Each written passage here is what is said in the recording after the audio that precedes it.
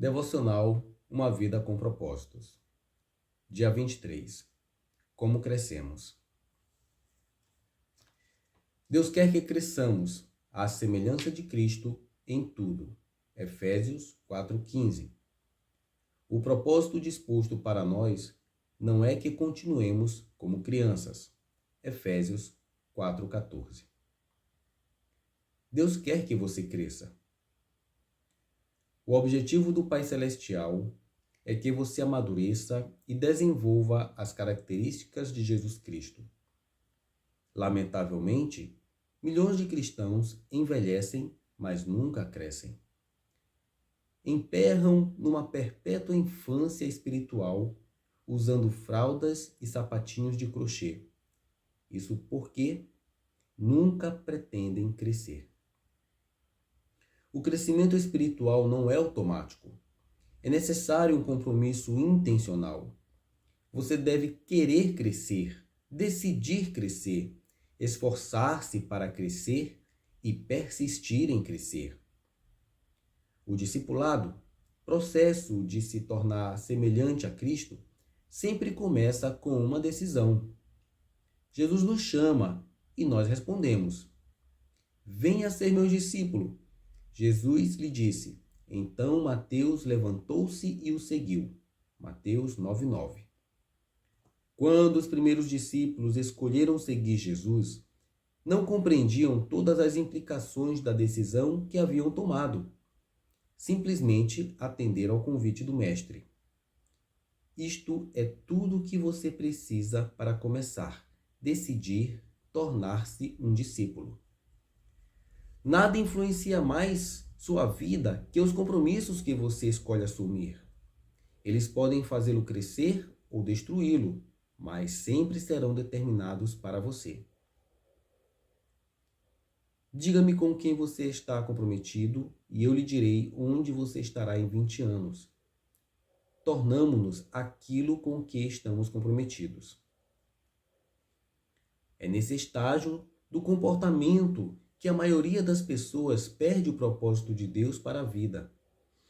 Muitos têm medo de se comprometer com qualquer coisa e simplesmente ficam vagando por aí.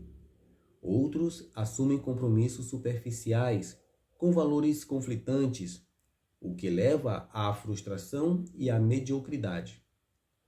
Outros se comprometem inteiramente com objetivos seculares, como enriquecer ou ficar famoso, e acabam desapontados e amargos.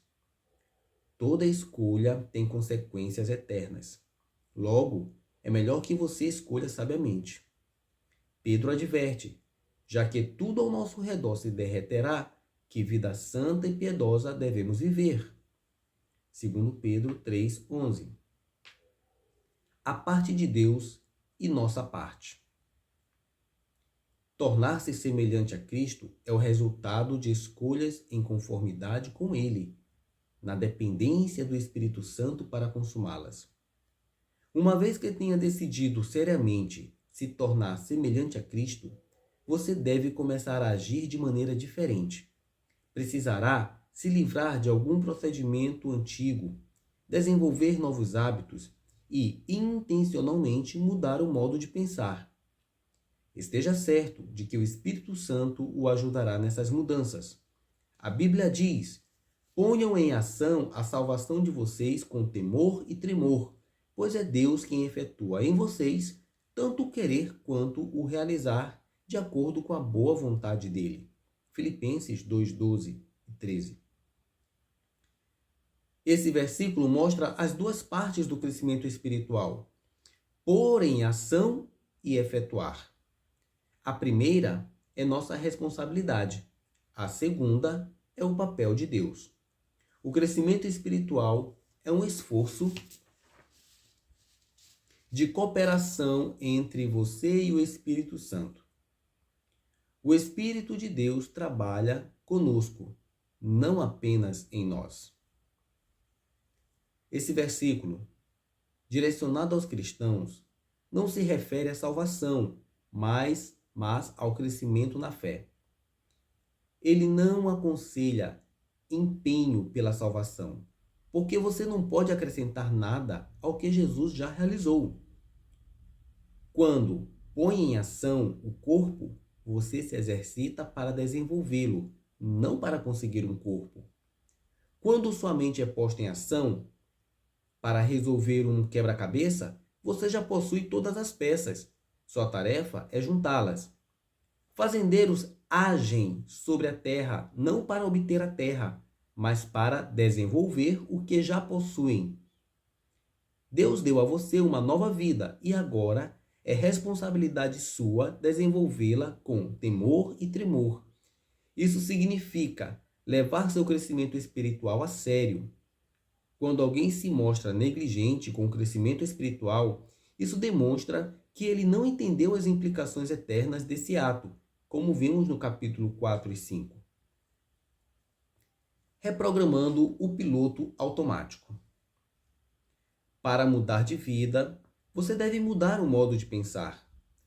Por trás de tudo que você faz, há um pensamento. Todo comportamento é motivado por uma crença e toda ação é induzida por uma atitude. Deus revelou isso milhares de anos antes de os psicólogos chegarem à mesma conclusão. Tenha cuidado com o que você pensa, pois a sua vida é dirigida pelos seus pensamentos. Provérbios 4:23. Imagine-se viajando de lancha, num lago, com um piloto automático ajustado para o leste.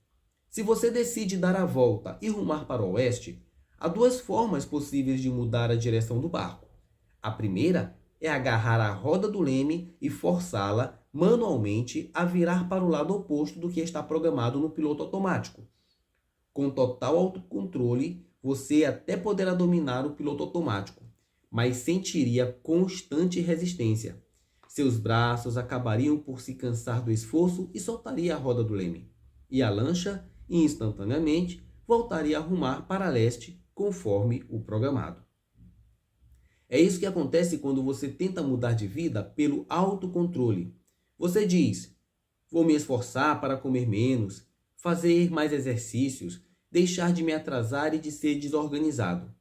Sim, o autocontrole pode produzir mudanças no curto prazo, mas cria uma constante pressão interna, já que você não tratou a raiz do problema. A mudança não é natural, então você acaba por desistir, abandona a dieta, deixa de se exercitar e rapidamente retorna aos antigos padrões. A segunda maneira e mais rápida e fácil é: altere o ajuste do piloto automático. Altere sua forma de pensar. A Bíblia diz: permita que Deus o transforme em uma nova pessoa, mudando a maneira de você pensar. Romanos 12:2. O primeiro passo em direção ao crescimento espiritual é mudar o modo de pensar. Toda mudança deve sempre ocorrer primeiro na mente. O modo de pensar determina o modo de sentir, e o modo de sentir influencia a maneira de agir. Paulo diz: deve haver uma renovação espiritual de seus pensamentos e atitudes. Efésios 4:23. Para ser semelhante a Cristo, você precisa desenvolver a mente de Cristo. O Novo Testamento chama essa mudança mental arrependimento, que no original grego quer dizer literalmente mudar de ideia. Você se arrepende sempre que muda a maneira de pensar, ao adotar o mesmo modo de pensar de Deus sobre você, sobre o pecado, sobre Deus, sobre as outras pessoas, sobre a vida, sobre seu futuro e sobre tudo mais. Você assume a perspectiva e o enfoque de Cristo. Recebemos a seguinte ordem: pensem da mesma maneira que Cristo Jesus pensa. Filipenses 2:5. Esse processo consiste em duas etapas. O primeiro estágio dessa alteração mental é deixar de ter pensamentos imaturos, que são egocêntricos e egoístas. A Bíblia diz: irmãos, deixe de pensar como crianças. Com respeito ao mal, sejam crianças, mas quanto ao modo de pensar, sejam adultos. 1 Coríntios 14:20. Os bebês são por natureza egoístas. só pensam em si mesmos e em suas necessidades. São incapazes de dar, só conseguem receber. Isso é um modo imaturo de pensar. Infelizmente, muitas pessoas jamais vão além deste tipo de pensamento. A Bíblia diz que o pensamento egoísta é a fonte do comportamento pecaminoso. Os que vivem segundo a própria natureza pecaminosa só pensam nas coisas que essa natureza pecaminosa deseja. Romanos 8:5. O segundo estágio da mudança, que leva a pensar como Jesus, é começar a ter pensamentos maduros, concentrado nos outros, não em nós mesmos. Em seu notório capítulo sobre o verdadeiro amor, Paulo conclui que pensar nos outros é a marca da maturidade. Quando eu era menino, falava como menino, pensava como menino e raciocinava como menino. Quando me tornei homem, deixei para trás as coisas de menino. 1 Coríntios 13:11. Hoje, muitos presumem que a maturidade espiritual é medida pela quantidade de informação bíblica e de doutrinas que conhecem. Embora o conhecimento seja uma das maneiras de medir a maturidade, isso não é tudo.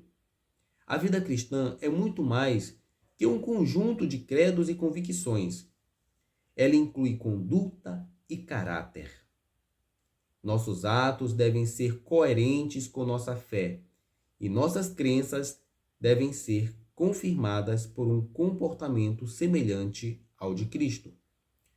O cristianismo não é uma religião nem uma filosofia, mas um relacionamento e um estilo de vida.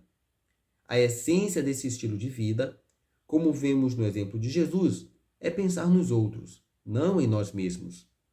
A Bíblia diz: devemos pensar no bem deles e tentar ajudá-los, fazendo coisas que lhes agradam. Nem mesmo Cristo tentou agradar a si mesmo. Romanos 15:2 e 3.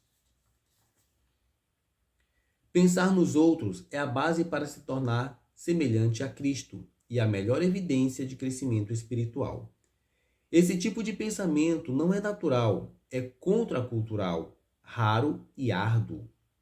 Felizmente, temos ajuda. Deus nos deu o seu Espírito. Por isso, não pensamos como pensam as outras pessoas deste mundo. 1 Coríntios 2:12. Em alguns capítulos mais adiante, veremos as ferramentas que o Espírito Santo usa para nos ajudar a crescer. Dia 23. Pensando sobre o meu propósito de vida. Tema para reflexão: nunca é tarde demais para começar a crescer. Versículo para memorizar. Deixem que Deus os transforme por meio de uma completa mudança da mente de vocês. Assim vocês conhecerão a vontade de Deus, isto é, aquilo que é bom, perfeito e agradável a Ele. Romanos 12:2. Uma questão para meditar. Em que área preciso parar de pensar do meu jeito e começar a pensar do jeito de Deus?